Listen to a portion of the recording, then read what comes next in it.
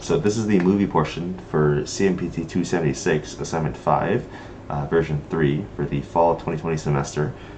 This is Group 10, otherwise known as For the Students. And this video here will demonstrate the key features of our application, as well as just the overall aesthetics of our application as well. So the video will start off with the sign-in page, or the sign-up page that the user is prompted with when they first open the application. In our situation, we're going to be assuming that the user is a new user, meaning that they do not have an existing account. So we're going to proceed with the video and the sign-up portion. So when you're a user signing up, we simply ask for basic information such as desired username, first name, last name, email address, and a password, as well as some other additional fields such as middle name and student number.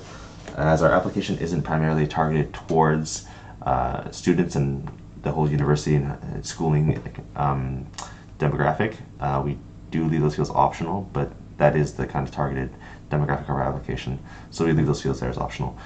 Here we just see the user inputting their data. And once the user has successfully created an account, they are prompted with this homepage, which consists of two tabs. One is for join courses and one is for create courses. For the purposes of this video, I'll be explaining the app in the assumption that it's going to be a student and professor dynamic.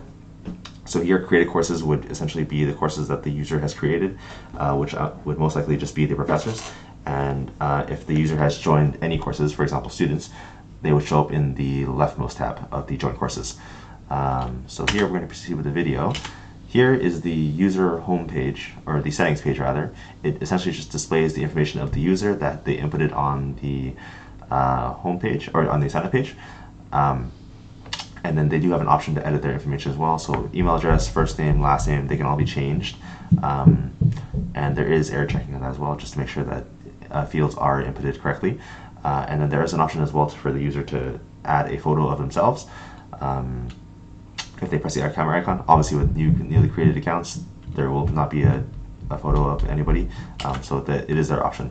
So here we see the user trying to create a course. So this is under the assumption that the user is a professor, for example, although it's not limited to that. We're just using that as an example. So once the course is created, you can see that an invite code is created for the course. And not only are the invite codes unique across all courses that are created, the course names for the course that, like the inputted course name from the user, is unique every time. So a course, for example, CMPT 276 will not exist more than once, which is kind of just an easy kind of way for people who are trying to enroll courses to not get mixed up. So here we see that the user is trying to create an event for the given course that they just made, and events are essentially just tasks that are administered in the class. For example, it would be a final exam or a quiz or just in-class activity, and then these events will hold a certain number of questions, up to however many they desire. And this kind of serves as, for example, if you're in an exam, there's obviously going to be more than one question. And here we just see the user creating a generic question of what is your name. And when the user is participating in the event, let's, for example, in the quiz one that was just created, if they click the question there, then they'll be prompted with a whiteboard, which they can then document their solutions on.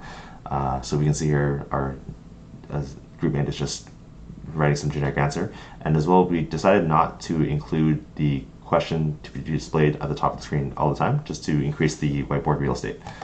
And that is our application.